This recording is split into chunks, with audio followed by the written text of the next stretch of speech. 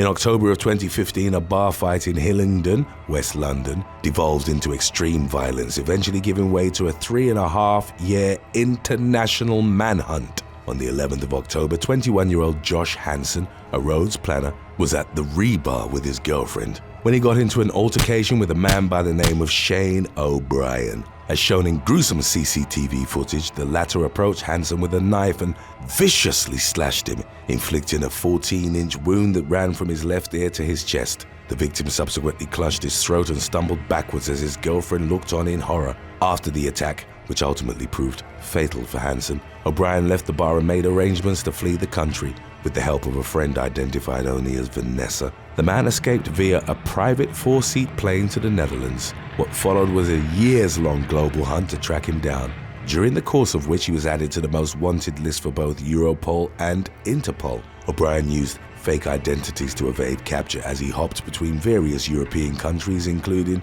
Germany, Belgium, and the Czech Republic. At one point, the fugitive was arrested in Prague for an assault, but managed to flee after being released on bail. On March the 23rd of 2019, more than 3 years after the deadly bar attack, O'Brien was apprehended in Romania, and a couple of weeks later he was back in the UK. In October, the man finally stood trial for murder. In court, he claimed to have felt threatened by Hanson's body language on the night of the incident, saying he'd only intended to scare him with the knife rather than do him serious harm. Despite O'Brien's claims, the jury took less than an hour to find him guilty. The 31-year-old was consequently sentenced to life with a minimum term of 26 years. Number 24.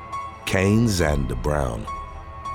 20-year-old Kane Zander Brown from Jefferson Parish, Louisiana, was taken into police custody on March the 10th of 2020 in connection with an alleged hate crime that took place over a year earlier. On September the 5th of 2018, the North Shore Jewish congregation in Mandeville was defaced with anti-Semitic and white supremacist iconography and phrases. Church officials reportedly got in contact with local police as well as the FBI to report the hateful graffiti. In the immediate wake of the incident, while Mandeville police were still actively investigating the matter, the vandalism was publicly condemned by the Greater New Orleans Jewish Community, the New Orleans Clergy Council, and the Jewish Federation of Greater New Orleans. The investigation finally yielded results in early 2020 when Brown was identified as a person of interest. The young man was interviewed by the FBI in relation to another matter, which led to the discovery that he'd traveled to the Mandeville area around the time of the synagogue's defacement.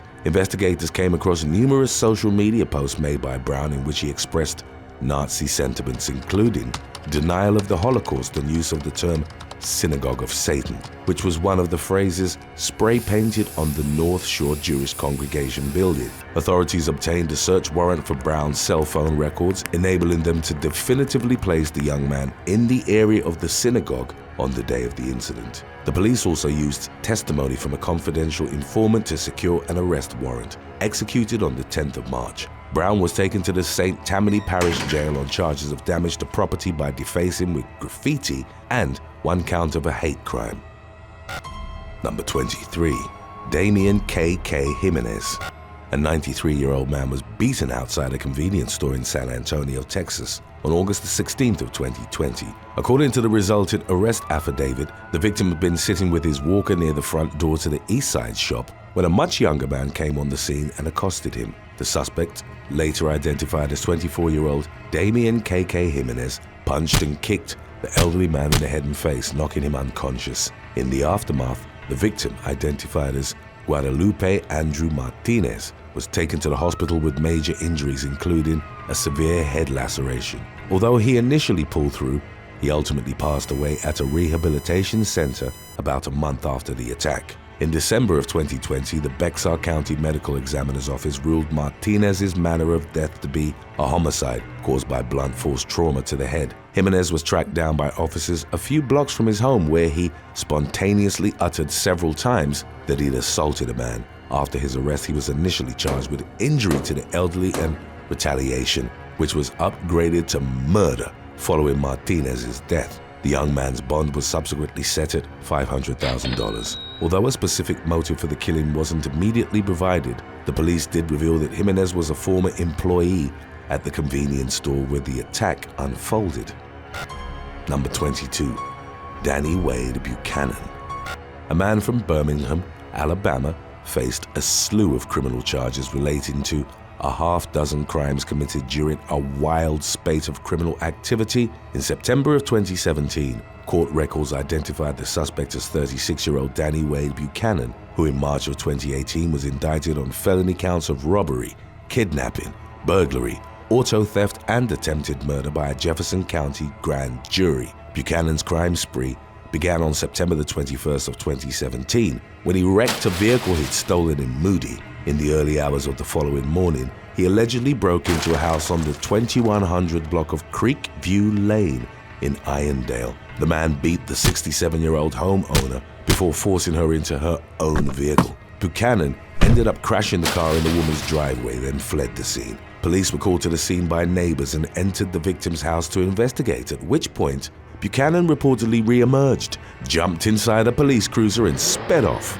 The victim was subsequently found in nearby woods, although it wasn't immediately clear whether she'd been taken there by Buchanan or if she ran to escape him. Law enforcement eventually spotted the suspect in the stolen squad car, leading to a pursuit which culminated in the backyard of a home in the 5900 block of Creekwood Road, where Buchanan ultimately crashed. The man subsequently forced his way into that house and barricaded himself inside, though the homeowner fortunately managed to escape. A negotiation between Buchanan and the police ensued before finally being convinced to surrender. He was taken into custody at around 2 a.m. on the 22nd. Number 21. Eliana Aguilar. During the early morning hours of July the 20th of 2019, a deputy from the Washington County Sheriff's Office in Oregon observed a woman in the drive-through line at a Beaverton Taco Bell pour alcohol directly into an employee's mouth. According to local authorities, 23-year-old Eliana Aguilar drove right past the law enforcement officer as she pulled up to the fast food eatery located at Southwest 185th and Walker Road. In the moments before she performed the bizarre act, she reportedly managed to pour the liquid into the unnamed worker's mouth while still sitting in her car by extending her arm out the window and reaching into the restaurant. Upon witnessing the odd interaction, the deputy pulled Aguilar over, at which point it was determined that she was likely intoxicated herself. Her blood alcohol content measured at a reported 0.12. She was consequently booked at the Washington County Jail on a charge of driving while under the influence of intoxicants. Number 20. Elijah Pirtle, Michael Hammock, and Justin Dubose. An armed robbery took place on the 2700 block of Tomlinson Road in Escambia County, Florida on February the 14th of 2023. Sheriff's deputies were called to the scene at about 10:30 p.m. after receiving reports of trespassing and a possible burglary. Upon arrival, the officers heard a loud commotion coming from inside the residence in question. Shortly thereafter, they came upon a pair of male suspects later identified as Elijah Pirtle and Michael Hammock. The two men were allegedly in possession of a 9mm pistol as well as 2 duffel bags full of items taken from the home. It was determined that Pirtle and Hammock had gained access to the property by way of a back door and had been waiting for a third suspect to pick them up when law enforcement showed up. The driver, named as Justin Dubose, was spotted in the 5000 block of Charbar Road a short time later. A traffic stop was initiated, whereupon deputies found a bag of marijuana and more stolen items from the burglarized house in Dubose's vehicle. The latter was subsequently taken into custody along with his 2 accomplices. The suspects, who reportedly hailed from Daphne, Alabama, faced various charges including armed burglary by unlawfully entering a residence with a concealed firearm with the intent to commit a crime, possession of a firearm during the commission of a felony, grand theft, possession of drug paraphernalia, and possession of marijuana. Number 19. Rachel Martin. In February of 2020, 38-year-old Rachel Martin overdosed on drugs shortly after dropping her 9-year-old daughter off at her babysitter's house in West Newton, Pennsylvania. Within minutes, the babysitter got in contact with local police because she was concerned that Martin might be unwell. Not only was she slurring her words and acting as though she was heavily intoxicated, she'd also dressed her daughter, described as being on the autism spectrum, in jeans, a t-shirt and no shoes or socks, despite the fact that it was just 43 degrees outside at the time. Law enforcement subsequently found Martin in her vehicle, which was idling in an alley behind the babysitter's residence. The woman, who was reportedly dressed in a Cookie Monster costume, was slumped over the steering wheel and appeared to be overdosing. She was administered Narcan and brought to a local hospital and fortunately survived the ordeal. The child was turned over to her grandmother while Martin was arrested on charges of endangering the welfare of a child and recklessly endangering another person. Number 18. Jasmine Ong.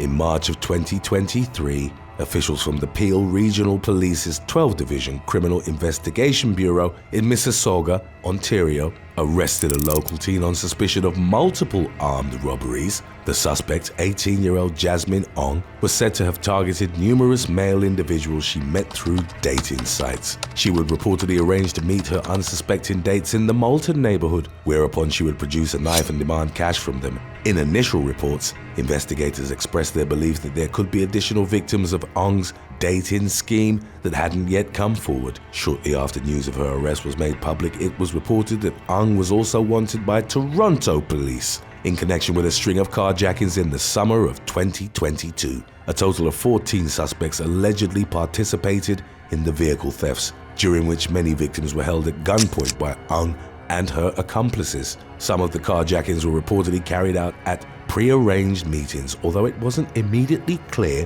whether the suspects met their victims through dating websites, as with Ong's spate of robberies. Number 17. Carrie Henderson.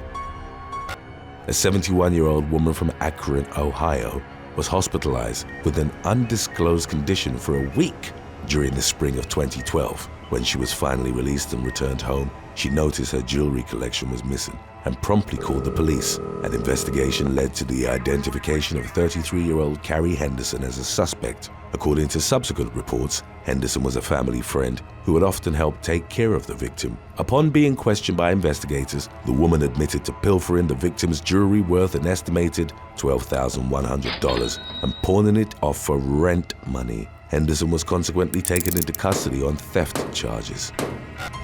Number 16. Matthew Hubbard. Police were called to an elementary school in eastern Kentucky after receiving reports of an inebriated man in the parking lot on October the 8th of 2019. Upon arrival, officers reportedly encountered Matthew Hubbard, a special education teacher at Everett Elementary School. Hubbard smelled of alcohol and slurred his words while speaking with the police, but he refused to submit to any sobriety tests. He was subsequently arrested and booked on public intoxication charges. The latest updates on the matter confirmed that Hubbard had been an employee with the school district for 2 months prior to his arrest and had successfully passed his background check before being hired. Number 15. Peaches Sturgill.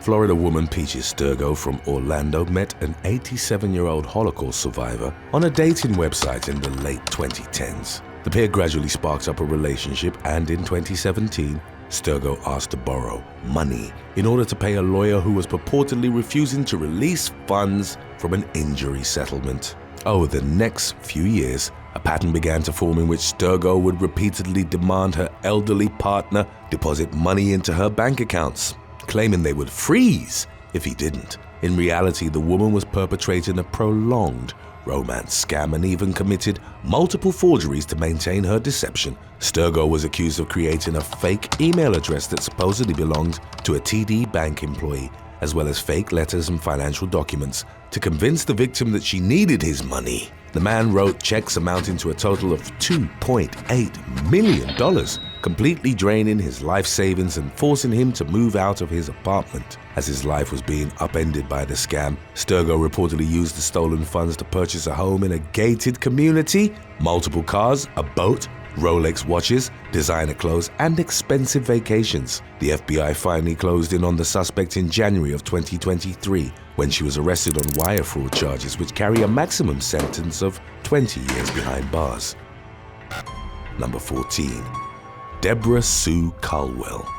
In April of 2019, a woman was caught on camera tossing 7 newborn puppies into a dumpster near an auto parts store in Coachella, California. A passerby who observed the shocking act committed in 90-degree weather informed an employee at the store, who promptly got in touch with Riverside County Animal Services. Officials subsequently recovered the animals, described as terrier mixes, that were believed to be about 3 days old. The suspect had reportedly enclosed the puppies in plastic bags before throwing them away. They were given to a Southern California-based animal rescue and fostering organization, although one of the puppies passed away 3 days later. After identifying the woman in question as 54-year-old Deborah Sue Caldwell, authorities obtained an arrest warrant and served it at her home. A total of 38 dogs were seized from the residence and later prepared for adoption. The bizarre case garnered widespread attention, and the puppies recovered from the dumpster even appeared on a national television show in an effort to get them adopted. After the search of her home,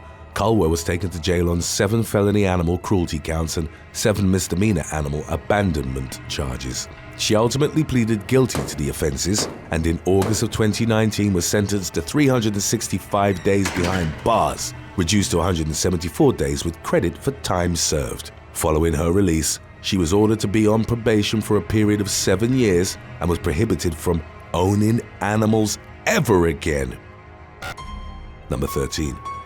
Joshua Terrell, Jason Brown, and Bert Colucci. In the aftermath of a Nazi rally in Orange County, Florida on January the 29th of 2022, 3 men were taken into police custody for an attack on a Jewish victim. The demonstration, which was held near Alafaya Trail and Waterford Lakes Parkway, was reportedly organized by the Kissimmee-based National Socialist Movement, which was designated a hate group by the Southern Poverty Law Center. Police officers were dispatched to the scene for a report of a young man having been pepper sprayed by rallying white supremacists. Law enforcement subsequently spoke with the unnamed victim, who said he was traveling along Alafaya Trail preparing to turn onto Waterford Lakes Parkway when he saw the rally. As he drove past, one of the demonstrators allegedly spat in the young man's open sunroof. It was at that point that the victim exited his vehicle and engaged in a heated argument with the group, proudly displaying a Star of David on his necklace and openly identifying himself as Jewish.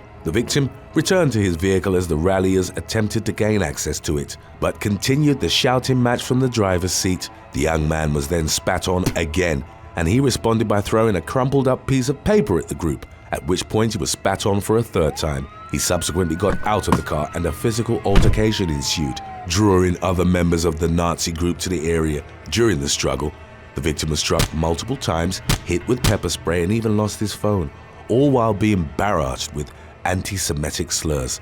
The following week, police arrested 3 suspects identified as Joshua Terrell, Bert Colucci, and Jason Brown, all in their mid-40s. The latter faced theft charges for stealing the victim's phone, while the other 2 were charged with battery. The sheriff's office reportedly made the recommendation that each of the men's charges be hit with the hate crime enhancement. Number 12. Nevin McCormick. By his 22nd birthday in the year 2000, Florida man Nevin McCormick had already been to prison multiple times on convictions for a violent burglary, attempted murder, and cocaine possession. On August 27th of 2013, McCormick was released after serving 10 years for possession of cocaine with intent to sell, manufacture, or deliver, battery on a law enforcement officer, and resisting arrest with violence. The man avoided further trouble with the law until November of 2022, when he was brought to the Broward County Jail and held without bond. McCormick had reportedly been arrested at his home at the corner of Northwest 41st Street and 19th Avenue in Miami's Liberty City neighborhood, although details of the events leading up to his apprehension were scarcely provided. It was revealed that he was facing a charge of second-degree murder in the wake of his arrest. Number 11. John Schiller. On September the 27th of 2020, a tense face-off involving an enraged man with a gun unfolded in the parking lot outside a Home Depot on the far west side of San Antonio, Texas. Believing that Christian Torres had stolen his ex-wife's cell phone, 55-year-old John Schiller confronted the man in the car park outside the store. Torres maintained he hadn't stolen the device, but that he'd returned it after finding it on the street along with an ID. It would later emerge that he decided to stop by Home Depot to pick up supplies before driving the phone back to its owner.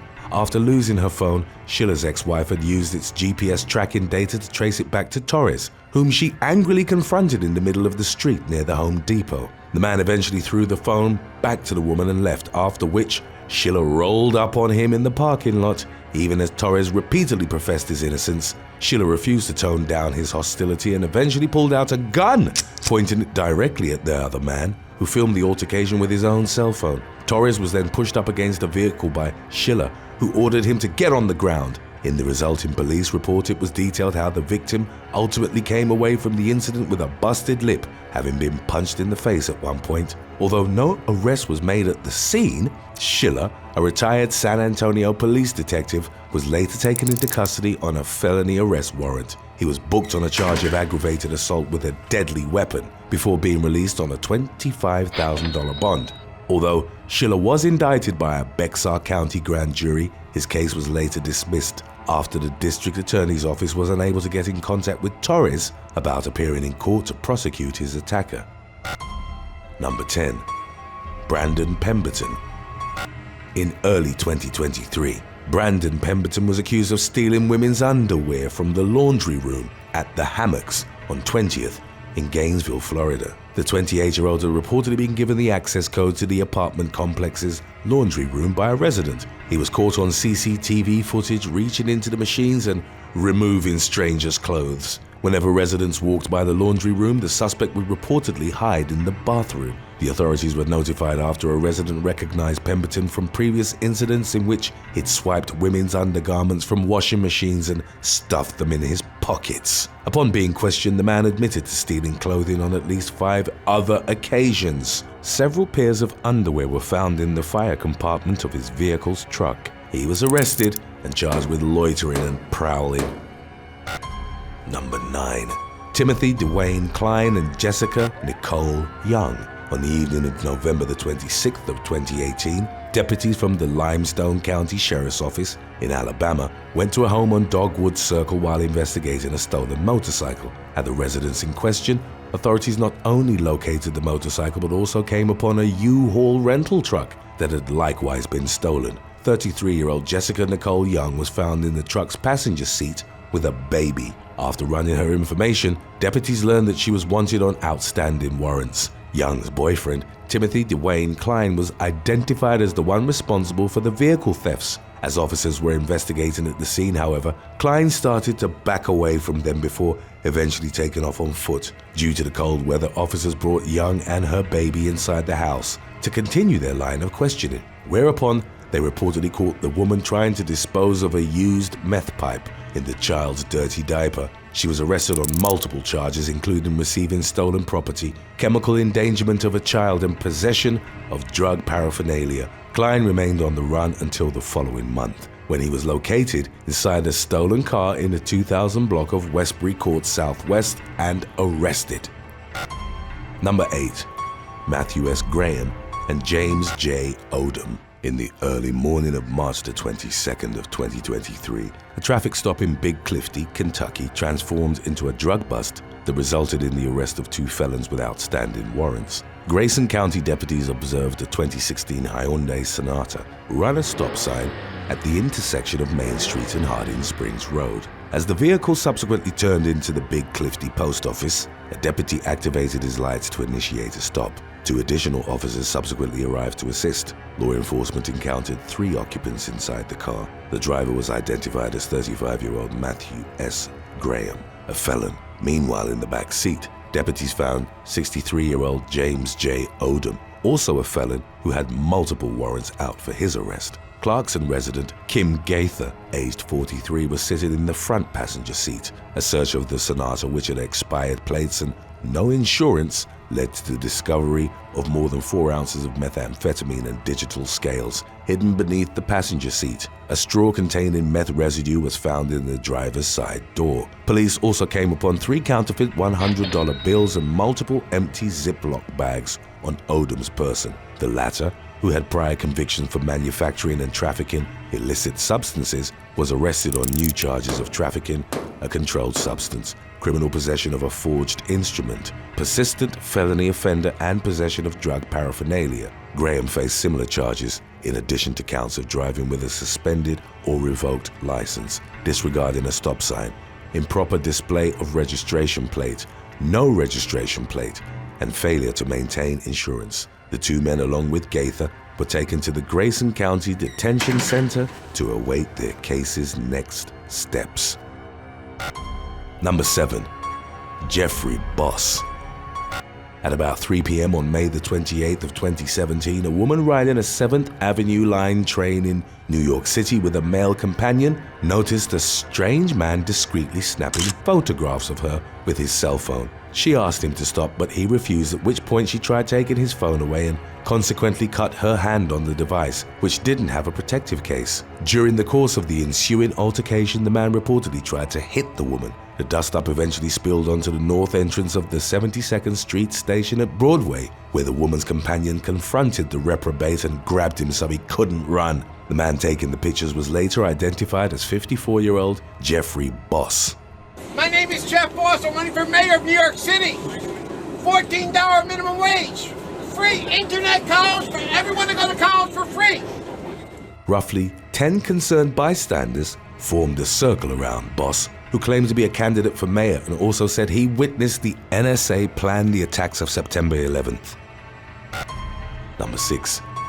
Daisy Skilling. On April the 3rd of 2023, the Abilene Police Department in Kansas announced that they'd arrested an 18-year-old suspect in connection with the fentanyl overdose death of a 17-year-old girl. Cheyenne Lober's death reportedly occurred at her home on North Cooney Street on January the 16th. Her official cause of death was ruled as acute fentanyl intoxication, although details on the case were scarce as of the most recent updates. The police did reveal that the suspect they'd taken into custody, named as Daisy Skilling, was being accused of providing the dangerous drugs to Lober. Skilling was booked at the Dickinson County Jail on charges of distribution of a controlled substance, causing death, possession of drug paraphernalia, and marijuana. If convicted, the young woman could spend between 12 and 54 years behind bars and face a fine of up to $300,000. In the meantime, her bond was set at a reported $150,000. Number 5. Cody Christopher Meader. Florida man Cody Christopher Meader walked into a Target in St. Petersburg on the afternoon of October the 22nd of 2019. The 20-year-old strolled through the aisles before coming across a merchandise display for the popular animated film Frozen. Meader then grabbed a large stuffed toy of the snowman character Olaf, placed it on the floor and began dry humping it in the middle of the store to completion. After defiling the Olaf toy and placing it back on the shelf, Meader found a large stuffed unicorn that apparently tickled his fancy and performed the same grotesque act a second time. Eventually, someone alerted Target employees to the young man's skeevy stuffed animal exploits, and he was detained before he could leave the store. When law enforcement arrived, Meader was questioned and admitted to doing stupid stuff, claiming he had a history of this type of behavior via his father. The Olaf and unicorn toys were confiscated from the store and destroyed in the aftermath. Meader was arrested and charged with criminal mischief before being released on a $150 bond. Number 4. Tremont Blakemore. Texas authorities executed 3 search warrants on September the 11th of 2018. One in the 12,400 block of Yellowwood Drive in Fort Worth, one in the 4,500 block of Marcel Avenue in Dallas, and another in the 1,700 block of Overlook Drive in Lancaster. The prodigious law enforcement operation was aimed at destabilizing a group of human traffickers based in North Texas. The leader of the criminal organization, identified as Tremont Blakemore, allegedly oversaw 20 women whom he would traffic for a profit. 38-year-old Donna Gonzalez and Peaches Hurtado, aged 26, were accused of helping Blakemore run the show, and all 3 were arrested on the same charges. According to the police, the victims of the nefarious scheme came primarily from the U.S. states of Maine, Wyoming, and Montana. In court records, it was described how Blakemore would use the proceeds of his criminal activity to flout his supposedly luxurious lifestyle, often showcasing high-end jewelry and watches to appear successful and recruit additional victims. He was accused of using the threat of grotesque violence to keep the women in his organization in check as he forced them to engage in commercial acts of intimacy for his financial benefit. In April of 2022, Blakemore pleaded guilty to his various charges, and the following October, he was sentenced to 20 years in federal prison for masterminding the human trafficking ring. Number 3. Oyankas Hernandez Peña and Andres Leon Valdez. Shortly before 2 a.m. on July the 24th of 2022, deputies from the Monroe County Sheriff's Office in Florida pulled over a Chevrolet hatchback in Marathon for swerving in and out of its lane. During the ensuing traffic stop, law enforcement found an injured key deer inside the vehicle, lying atop a cooler, lawn chairs, and other various items. The Chevy reportedly had 2 male occupants, later identified as 38-year-old Oyankas Hernandez Peña and Andres Leon Valdez, aged 45. The 2 men, both from Miami, claimed to have struck the deer along U.S. Highway 1 north of the 7 Mile Bridge and initially believed it was dead. Upon realizing that it was still alive, Peña and Valdez said they decided to take it to a vet, but neither men called 911 or state or federal wildlife officials prior to the traffic stop. According to the sheriff's office, the deer was brought to U.S. Fish and Wildlife officials on Big Pine Key, who said it would be released back into the wild if it survived. Authorities indicated that the area where the suspects claimed to have hit the endangered animal was not close to any known key deer habitat. Peña and Valdez were arrested on charges of cruelty to animals and taking, possessing, or selling a federally designated endangered or threatened species. Number 2. Lauren Cutshaw. A female motorist was observed blazing through a stop sign in Bluffton, South Carolina at a speed of 60 miles per hour on August the 5th of 2018. When she was subsequently pulled over, 32-year-old Lauren Cutshaw pleaded with law enforcement to be lenient with her. The woman, who was slurring her speech and had glassy, bloodshot eyes, proceeded to provide her personal history to the officers as though it served as reason enough for them to go easy on her. As shown in body cam footage that later went viral, Cutshaw said she graduated from a really good university and was an all-American cheerleader and sorority girl who'd never been to jail. Can't you see? I graduated from a really good university. I was almost a valedictorian.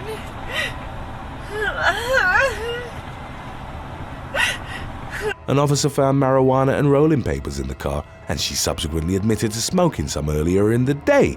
After blowing a 0.18% blood alcohol level, she was taken to the police precinct in handcuffs. While being processed, Cutshaw continued to plead for the police to release her, describing herself as a very clean, thoroughbred white girl. When asked why that was relevant, the woman said, "You're a cop.